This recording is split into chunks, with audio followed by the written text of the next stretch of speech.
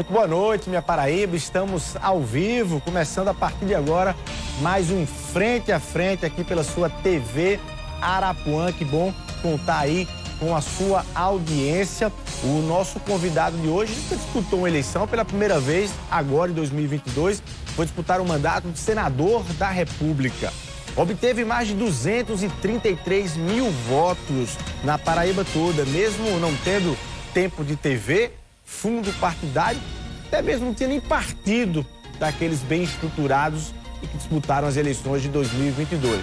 Eu estou falando do procurador da Fazenda Nacional, agora posso voltar a chamar pastor Sérgio Queiroz, que está aqui conosco para contar um pouco como é que foi essa jornada nessa campanha de 2022, falar um pouco sobre a conjuntura estadual e nacional desse segundo turno e principalmente o que é que ele tem traçado aí na agenda dele, os planos políticos para o futuro. Fica conosco, frente a frente, está no ar.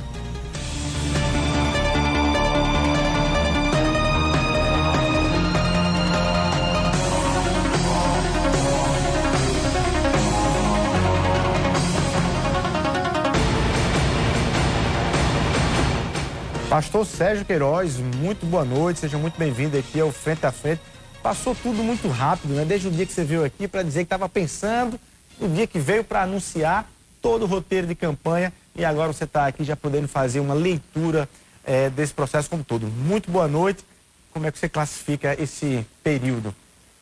Luiz, boa noite, os telespectadores do Frente a Frente. É uma alegria estarmos aqui de novo, agora para falar de algo que só poderíamos falar depois de passar pelo processo. De fato, considerando que eu já entrei tardiamente no processo, ali no final de fevereiro, mas oficialmente em março, como procurador, eu tive que me licenciar, e aí foram 6 meses, se eu não estou contando errado, mas é mais ou menos isso aí, a partir de março, foram 6 meses entre pré-campanha e campanha, em um desafio realmente que eu não desejo para o pior dos meus inimigos, né? Considerando que eu não tenho inimigo, mas... Então, você se arrepende? Não, eu não me arrependo de nada que eu faço depois de uma decisão consciente.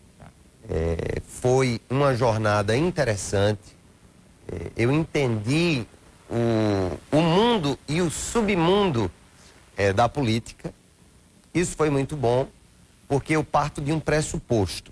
A política é algo bom. A política não é mal. A política, se vivida para o bem dos outros, o bem comum, ela é uma jornada maravilhosa. Você conhece muita gente, você desperta interesse, você desperta esperança no coração das pessoas. Então, eu não julgo como algo do que eu tenha que me arrepender. Agora, é algo que você precisa, nas minhas condições, com um partido muito pequeno, sem verbas eleitorais, sem uma só sequer inserção no horário eleitoral para que aqueles que só assistem televisão pudessem me conhecer, pelo menos saber meu nome, né? Foi um desafio muito difícil. Você teve mais de 230 mil votos, né? Dos quais você classificava como votos de graça. Votos gratuitos, até porque eles foram conquistados a partir do discurso, a partir do abraço, a partir do compartilhamento de propostas e de ideias, mas eu não posso deixar de considerar, e já agradecendo esses mais de 233 mil votos que nós tivemos na Paraíba, a cada pessoa que depositou essa confiança. Eu fui votado em todas as cidades da Paraíba, mesmo cidades que eu nunca fui. Cidades que eu não tive a oportunidade, não tive o tempo suficiente para estar em todas. Alguma cidade me surpreendeu, assim, a mais do que o normal? Olha, eu fiquei muito surpreso em Patos. Patos eu tive cerca de 10% dos votos de Patos, que é a capital do sertão. Então, é uma demonstração de um desejo de mudança em uma cidade que é historicamente ali mais vinculada a grupos políticos. Então, eu fiquei surpreso, foram 15% de votos quase em Campina Grande e 28% em João Pessoa, como mais votado na capital. E no somatório também, Luiz, somatório dos votos do entorno da grande metrópole, eu também fiquei em primeiro lugar no somatório de João Pessoa, Cabedelo. Os participantes, os integrantes, o corpo da Igreja Cidade Viva votou no pastor Sérgio? Você sentiu isso? Você ficou frustrado? Olha só. Esperava mais, esperava menos? Não, veja bem. A minha pergunta é, o povo do Cidade Viva votou em você? Olha, eu vou lhe dizer algo de coração muito aberto. Eu fiz uma coisa que você considerou em um dos programas aqui como jogar contra a própria cartilha da política. Estrategicamente errado. Do ponto de vista político, as pessoas poderiam dizer assim, ele errou a estratégia, porque ele pegou o grupo onde ele tinha maior inserção e ele afastou-se desse grupo. Luiz, em 6 meses eu estive na Cidade Viva em uma celebração em um domingo só, no Dia da Família. No mês de maio, na pré-campanha, não era nem campanha ainda, para participar de uma celebração. Então, eu nem sei lhe dizer quantos votaram em mim, ou quantos deixaram de votar. O que eu sei é o seguinte, é que a comunidade é uma comunidade livre, feita de pessoas que foram ensinadas a serem realmente livres na escolha de voto, e eu posso lhe dizer que lá na comunidade teve gente que não votou em mim. Eu não sei a quantidade de pessoas. Agora, nós transcendemos esse ambiente, porque foram 106 mil votos na capital. Então, o ambiente Cidade Viva deve ter 8 mil pessoas, 10 mil pessoas. Então, se eu tive 106 mil votos em João Pessoa, eu tive votos de todas as correntes, de todas as religiões, e isso é o que me deixa Mas feliz. você se arrepende de ter tomado esse caminho na estratégia? Porque eu digo isso porque, sobretudo, numa eleição como essa, e a gente vai conversar um pouco mais sobre isso, gostaria de aprofundar depois, numa eleição como essa, onde há uma apropriação muito nítida da questão da igreja, da divindade, das santidades e tal, e você optou por não ir por esse caminho? Eu não quis misturar o púlpito com a política. Acho que não fiz errado, acho que fiz certo. E a maior prova disso, Luiz, é que nós não tivemos, assim, perdas, nós não tivemos rupturas, porque a comunidade entendeu que ela era livre e eu não usei em nenhum momento da minha presença para gerar constrangimento. Então, não é o melhor, sob o ponto de vista de uma estratégia política tradicional, mas a minha consciência saiu muito tranquila. Eu entrei leve e saí uma pena, né? Uma pena mesmo, leve como uma pena. Eu fiz tudo como eu queria ter feito. Que lição que você vai carregar dessa campanha? Que lição, algo que você não tinha até então, aos 50 anos, aprendido ou vivenciado? A lição é que o sistema tradicional, ele é bruto, ele é forte, ele é intrincado. Você chega, por exemplo, em cidades do interior para dar uma entrevista numa rádio, às vezes você é barrado em momento de pré-campanha porque aquela rádio pertence a um deputado. Que aquela rádio pertence ao prefeito. Já há uma estrutura política também. As estruturas, elas são fechadas, né? Uma outra coisa que eu entendi, especialmente na Paraíba, e creio que é no Nordeste, o nível de dependência das pessoas ao prefeito é tão grande que é quase divinal, né? Olha só. Um deputado muito antigo disse para mim, Sérgio, nas prefeituras do interior, a pessoa depende do prefeito para nascer e para morrer. Ela recebe ali, às vezes, o dinheiro para fazer o registro e ela recebe o dinheiro para comprar o caixão. Por isso que é uma eleição muito de contabilidade de quantos prefeitos você tem e eu tenho. Então, eu achava aquilo de... Eu não entendia quando um candidato dizia eu tenho tantos prefeitos, qual era o nível de transferência, digamos, dessa parceria para o voto.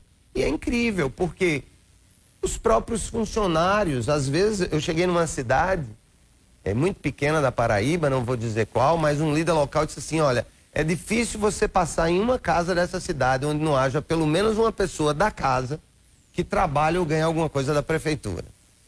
Então, é um sistema que pastor, praticamente invencível. Eu vou lhe perguntar, e você tem condições de responder demais, porque você não usou desse método. Não é igual a alguns pastores de igrejas que fazem essa coisa de eleger os candidatos, de assim, eu tenho tantos pastores e tal. É mais ou menos parecido? Olha só, é uma exceção isso que você está dizendo. Eu me entristeci com algumas histórias exatamente de um vínculo de dependência muito grande de um pastor de uma igreja à prefeitura. Às vezes até por uma gratidão, porque tem um trabalho. E eles vão e verbalizam e tentam convencer a membresia de que o candidato A, B, C ou D é o melhor candidato. Eu sou muito... eu me sinto muito constrangido nesse tipo de abordagem. Na verdade, eu praticamente... Na própria apresentação da minha candidatura, eu sempre dizia assim, olha, eu não estou aqui para pedir que você vote em mim. Eu estou aqui para pedir que você analise a minha vida. E se você entender que deve participar desse processo, me ajude. E eu sempre dava uma advertência. Por favor, não use o culto da sua igreja para falar ao meu respeito. Então, eu sempre dizia isso, né? Mas as igrejas menores, Luiz, elas, naturalmente, existem vínculos ali de amizade, e eles não são necessariamente vínculos espúrios. Né? O que eu quero dizer, via de regra, é que os pequenos centros, eles gravitam em torno de autoridades locais. Quer seja o padre, quer seja o pastor, quer seja o médico da família naquela cidade, quer seja o prefeito. Então, isso... E você sentiu essa dificuldade? Não, é uma grande dificuldade.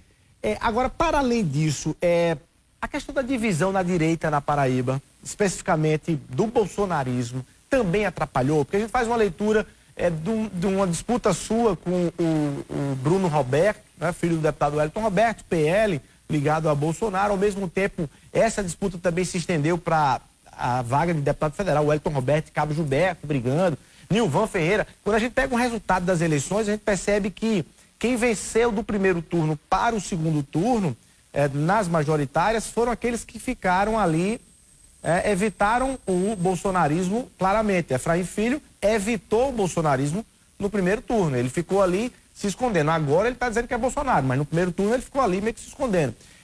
Pedro Cunha Lima, idem, né? E foram para lá, e aí Nilvan Ferreira, e aí Bruno Roberto, você próprio, ficaram ali. A divisão da direita atrapalhou? Eu quero começar com uma premissa. Não existe esse bloco chamado direita na Paraíba. Bolsonarismo. Na verdade, a direita sempre existiu com algumas expressões, mas representada pelo que a gente chamaria de centro-direita. Então, se você vai identificar o PP, identificar o PL, identificar o próprio Democratas, Centrão. Né? O Centrão, ele sempre teve, o nosso Congresso, ele é muito conservador. É por isso também que nós tivemos um avanço muito grande das pautas progressistas que foram aprovadas no Supremo e não no Congresso Nacional. Sob o ponto de vista de conservadorismo, o nordestino é naturalmente conservador. Sob o ponto de vista do que é a direita, as pessoas ainda se batem. Por exemplo, o Novo. O Novo é um partido de direita? Sob o ponto de vista econômico, é um partido liberal. É um partido de direita. Sob o ponto de vista de costumes, o Novo, ele não traça o que efetivamente seria sua pauta, ele é aberto. Mas a grande maioria dos deputados do Novo que eu conheci em Brasília, o Lucas, o Van Hatten, né, e outros, eles além de ser liberais enquanto Novo, economicamente, eles também são conservadores. Então, essa discussão ainda é muito incipiente. Na Paraíba, o PL tem um histórico de alinhamento ao governo Lula, ao governo Dilma. Então, isso o tornou, pelo menos nos últimos 14 anos ou 15 anos, um partido que poderia ser considerado de esquerda, mas é um partido liberal. Então, o Nordeste é muito complicado para que você trace um alinhamento, de dizer assim, isso aqui é direita, isso aqui é esquerda. Mas se a gente traduzir para o bolsonarismo, a gente consegue ter uma nitidez maior das candidaturas que foram postas aqui, que estavam mais ligadas à base do presidente Jair Bolsonaro. E que, de certa forma, se confrontaram ali. Em algum momento da campanha, a gente via muito mais disputas internas, né, dentro a base bolsonarista do que um lado contra o outro. Veja bem, aqui eu acrescento. O PP é um partido da base bolsonarista. O ministro da Casa Civil é do PP. Ciro Nogueira é do PP. Conquanto aqui na Paraíba, Aguinaldo não tenha feito nenhum gesto relacionado à base. É isso que eu estou querendo dizer. Talvez a maior confusão tenha acontecido porque um intruso, alguém sem família tradicional na política, alguém que disse eu vou e acabou. Eu sou eu tenho a minha história. Eu vou colocar a cara. Talvez quando a gente fala da divisão, na verdade, foi quase que uma, digamos, uma discriminação ao meu nome dentro desse processo. Por quê? Porque eu sempre fui muito independente. Eu defendo pautas do governo atual, mas eu sou independente. Eu não tenho partido para chamar de meu. Eu sequer fui da diretoria do PRTB na Paraíba. Eu fui um filiado comum. E aí lançamos o nome, a convenção aprovou meu nome, houve garantias de que isso ia acontecer. E essa divisão, vamos lá, a divisão mesmo, o racha, parece ter acontecido dentro do próprio PL. Sim. Né? Sim. E aí a gente viu isso nitidamente, especialmente no último mês de campanha, questão de distribuição de fundo partidário, que para mim é um negócio que a gente tem que encontrar outra coisa, outro jeito.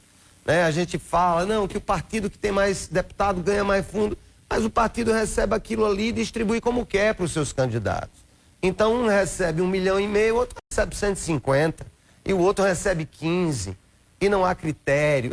É uma verdadeira bagunça, né, esse sistema de financiamento de campanha no Brasil. Bom, mas aí foi pro segundo turno, e aí no segundo turno você resolveu apoiar Pedro Cunha Lima pro governo. Qual foi a lógica que você usou para ir para Pedro Cunha Lima? E aí eu lhe perguntando isso, eu lhe pergunto diante da neutralidade que Pedro se colocou nessa coisa da disputa de presidente. Doeu muito você dizer, vou votar Pedro mesmo ele não votando em Bolsonaro, ou dizendo que não vai vestir a camisa nesse segundo turno, ou você entendeu a lógica dele? Olha só, a política é a arte do possível. Tá? Eu até creio que uma postura que não seja contrária a um candidato, ela já o beneficia. Em um tempo polarizado como que nós estamos vivendo, uma postura que não seja contrária ao candidato já beneficia. Segundo ponto, a base, grande parte da base de Pedro, diga-se, Bruno Cunha Lima, que é amigo pessoal, o próprio Romero Rodrigues, que era um dos candidatos prediletos do presidente Bolsonaro ao governo do estado, lá atrás. Você tem figuras como o próprio Efraim, que vestiu a camisa.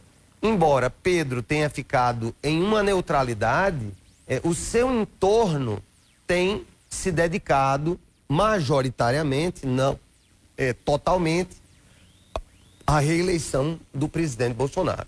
Então, isso me deu uma primeira tranquilidade. Agora, de fato, a minha escolha por Pedro, ela assentou-se sobre algumas premissas que eu tenho como pautas de política. Primeiro, a renovação.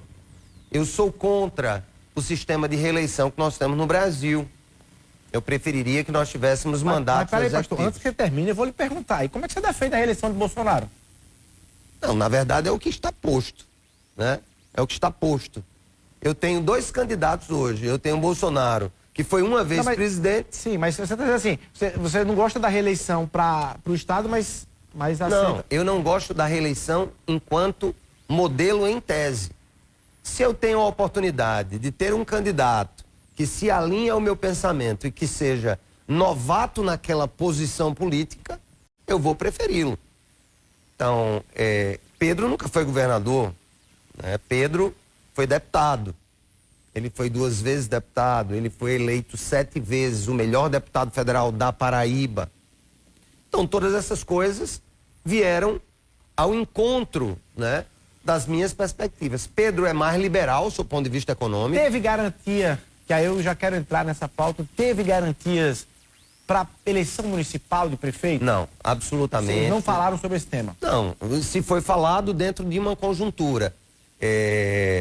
O que foi dito claramente é que há vários nomes hoje que têm a legitimidade... E saíram dessa eleição, saíram... legitimados para concorrer à Prefeitura de João Pessoa, ou à Prefeitura de Campina Grande, à Prefeitura de Cabedelo, enfim.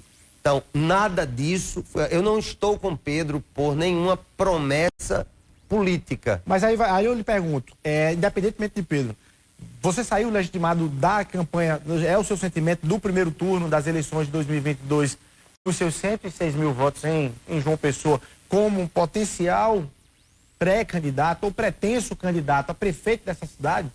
Olha só, ser prefeito da sua cidade natal, no meu caso é a cidade natal, né? Eu nasci em João Pessoa, é sempre uma honra. Isso não significa dizer que eu queira essa função para mim. Agora, depois da eleição, aliás, no dia do resultado, vocês da Arapuã, repercutiram isso. Sim. A surpresa que foi o fato de eu ter ganho na capital, inclusive ganho da candidata do prefeito e do governador, foi Pauliano, ganho de Ricardo, que não deixa de ser uma lenda política, e ganhando do próprio Efraim, que foi o vencedor, mas ficou em 4º lugar na capital. Ou seja, isso mostrou uma força sobrenatural da nossa campanha, né, com 28% dos votos. Veja bem, na última eleição de prefeito, o prefeito Cícero, no primeiro turno, ele teve 22% dos votos. Se a gente estivesse falando de um primeiro turno aqui, você já teria mais. Eu teria 28% dos votos. Então, todo mundo que se encontra comigo, né, diz isso, você tem que ser o prefeito. Você teve votação que o habilita, que o cacifa, né? Você fez uma campanha limpa, as pessoas se envolveram. Nós ganhamos em todas as zonas eleitorais. Nós ganhamos na Zona Sul. Então, bairros em que eu não... bairros de ricos e bairros... Ricos e pobres de João Pessoa votaram em Sérgio Queiroz para senador. Isso foi muito lindo de se ver isso, foi gratificante. Eu vou dizer o seguinte, se eu tivesse ganho para o Senado na Paraíba e tivesse perdido em João Pessoa, para mim, claro, seria uma vitória muito parcial. Para mim, como pessoense, que dedica a vida a essa cidade, com trabalhos sociais há mais de 18 anos, entendeu? Agora, a decisão se eu vou ser ou não candidato, ela é uma decisão que vai exigir muito mais reflexão do que foi sair para o Senado Federal. Que erros você não cometeria pensando nisso? Por exemplo, tamanho de partido, enfim, agrupamentos políticos. Olha só. Ou prescindir deles. Olha só, talvez o maior erro que eu cometi, mas foi um erro justificável, porque como eu era um outsider e eu não tinha partido político, eu deveria ter entrado no processo de pré-campanha talvez um ano antes. Olha aí, já é um... Se eu tivesse entrado no processo de pré-campanha um ano antes, tivesse rodado a Paraíba um ano antes e mobilizado bases em João Pessoa um ano antes, eu teria grande chance de estar, de concorrer com mais robustez à vaga de Senado. Então eu creio que isso é uma das coisas que eu aprendi pouco ou seja, pastor, o senhor está já redesenhando uma caminhada para frente e já identificando que se há uma intenção, há um cenário, há um desenho ou há um resultado que lhe impulsione para disputar a prefeitura, não dá para você ficar esperando até chegar agosto de 2024.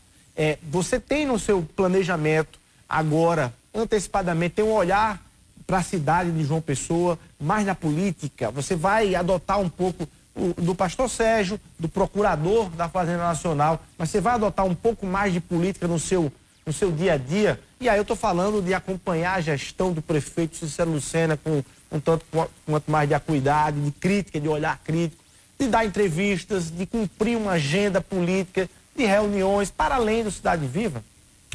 Olha só, a parte boa dessa campanha foi abraçar pessoas e conversar com pessoas. Eu fui feito para isso. Se tem uma coisa que eu gosto, é de transmitir, transferir ideias para as pessoas. Eu passei os meus últimos 3 anos, né, dos 4, 3 em Brasília, atuando como secretário do governo federal. Isso me afastou muito da Paraíba, que eu fixei realmente moradia em Brasília, não vivia em um hotel lá, eu levei minha esposa, nós ficamos em Brasília, era servidora da Justiça Federal, ficou lotada no Superior Tribunal de Justiça, e eu, como procurador, à disposição das secretarias em que eu fui o titular. Então, o próprio fato de eu estar em João Pessoa agora, depois de uma experiência como essa, vai inevitavelmente gerar mais conversas do que o que se tinha antes. Eu tenho conversado muito com lideranças cristãs, como a igreja pode se envolver mais na solução de problemas da cidade, já que nós somos um dos primeiros filtros dos problemas, das carências financeiras, emocionais. Então, como que a gente pode ser um braço a ajudar países, por exemplo? Eu tive esse dado, Singapura, basicamente apenas 10 a 20% do serviço de assistência social é feito pelo Estado. 80% é transferido para o terceiro setor. Então, esse tipo de discussão eu vou começar a travar, sim. Eu também sou engenheiro, Luiz, não sei se você sabe, mas além do direito, a minha paixão é a engenharia, é o planejamento. A minha especialização no curso de engenharia foi planejamento. Eu fiz a minha conclusão de curso planejando obras, planejando infraestrutura. Então, isso agora me desperta, sem dúvida, a olhar não só para João Pessoa, mas para Paraíba, que eu rodei, estradas estragadas, abastecimento d'água, saneamento. Eu vou lhe fazer a primeira pergunta dessa história toda. Como é que você avalia a gestão de Cícero Lucena hoje? Olha só, Cícero tem tocado a prefeitura, vindo de governos anteriores. Não vejo nada de inovador, mas também não teria nenhuma crítica de absurdos, ou acho que ele tem tocado a cidade, mas eu não vejo muito um projeto inovador para João Pessoa, né? Talvez até pela própria enfim, continuidade. Ele já foi prefeito, há uma tendência da gente trazer o mesmo ritmo, as mesmas ideias do passado. Eu gosto de Cícero, pessoalmente, como pessoa, tenho um relacionamento muito cordial com ele, um respeito, assim como respeito também profundamente o governador. Esse vai ser meu estilo sempre, né, propositivo, mas eu creio que João Pessoa pode ter mais. Ela pode ser mais. E aí, nós somos a bola da vez no turismo, nós somos a bola da vez nos negócios de multipropriedade, que é aquele sistema de venda de cotas de semanas em hotéis, em resorts, né? Eu penso que João Pessoa tem muito o que destravar em seus processos, desburocratizar. E aí não é apenas uma crítica a João Pessoa, é ao Brasil como um todo. O Brasil é um país extremamente burocrático. Uma das secretarias que eu assumi foi a Secretaria Especial da Modernização do Estado Brasileiro, na Presidência da República. Então, eu participei da criação ali do Plano Nacional de Modernização do Brasil. Então, eu tenho um conhecimento técnico dessa área e vou começar a olhar agora e fazer paralelos, né? Já que eu estou agora em João Pessoa. Bom, aí eu vou aproveitar só para lhe perguntar sobre, você falou em cargo aí, no eventual governo Bolsonaro ou no eventual governo Pedro, você chamado para Bolsonaro lá para algum ministério para voltar a atuar em Brasília, ou num órgão, numa função aqui no estado da Paraíba, e no eventual governo Pedro, chamado para ser secretário, você está pronto para dizer sim a algum desses dois eventuais convites? Esses 3 anos em Brasília foram muito bacanas, mas eles foram muito estressantes, Luiz. Você ser titular de uma pasta é mesmo que você entregar ali a sua vida ao serviço público. Especialmente no meu caso, que como procurador de carreira eu não tenho vantagem financeira alguma. Quando eu estive em Brasília eu não tive vantagens financeiras a mais. Eu vou trabalhar muito mais, mas eu vou ganhar mais. Não, em razão da composição do meu salário como procurador, que já me coloca em uma posição de teto. Então, sob esse ponto de vista, não tenho vantagens. Sob o ponto de vista de saúde, eu também não tenho vantagens. Brasília, talvez fosse mais difícil tomar essa decisão. Eu vou ser avô agora, já no início do ano, meu filho mais velho. Eu vou ter um neto meio brasileiro e meio americana, a minha nora é americana. Eu tenho esse plano, eu quero me dedicar mais a ensinar na faculdade, a treinar uma nova geração. Eu não estou dizendo que eu não iria, mas hoje um convite para sair de João Pessoa, sinceramente, seria muito difícil de eu aceitar. O estado da Paraíba, talvez, se for alguma coisa em que eu realmente possa contribuir, e não um cargo para que eu venha ocupar. Bom, falando em João Pessoa, você não foi o único nome que saiu na base, né, não vou falar mais direita, mas na base dos eleitores e na base bolsonarista, que saiu de João Pessoa bem votado. No Senado, você aí o mais votado, mas o deputado estadual Valber Virgulino, aqui federal o Cabo Gilberto. Federal Cabo Gilberto e para governador Nilvan Ferreira. É verdade. São todos nomes potenciais e pretensos candidatos a prefeito. Aliás, Valber Virgulino disse hoje aqui na TV Arapuã, confirmou que sim, pretenso candidato a disputar a prefeitura de João Pessoa. Ele só incluiu que ou João Pessoa ou Cabedelo. Mas ele disse que está aí para 2024 essa disputa. Para você, quando você olha esse cenário, assim, são ameaças para você? De jeito nenhum, eu vejo como bons nomes. Dá para juntar? Eu acho que é muito cedo para a gente falar sobre isso, né? Isso vai depender muito de questões partidárias, mas eu respeito essas três pessoas, são lutadores, né? Nilvan foi um cara extremamente lutador desde a campanha de prefeito, agora andou o estado todo.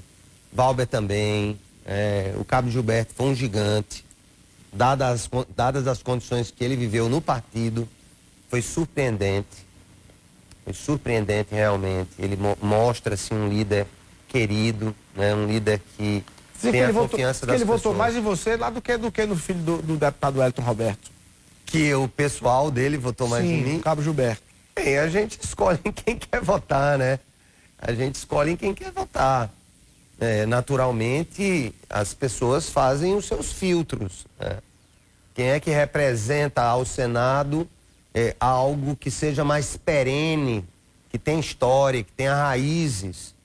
Por mais que se considere o candidato do PL ao Senado hoje alguém que seja ou que se considere de uma base mais de centro-direita, historicamente não é isso que se tem. Então, as pessoas fazem as suas contas, né? Esse tem mais tempo, tem uma história, não entrou agora nessa seara, dessas pautas que defendem. Então, foi natural, né? Foi natural. O que é que você achou da postura de Nilvan Ferreira de neutralidade nesse segundo turno? Você acha que ele acertou ou ele errou? Ele vai pagar um preço lá na frente por isso? Você responde daqui a pouquinho. Vamos rapidinho para o intervalo comercial. É um minutinho só e a gente volta aqui conversando com o pastor Sérgio Queiroz ao vivo aqui no Frente a Frente.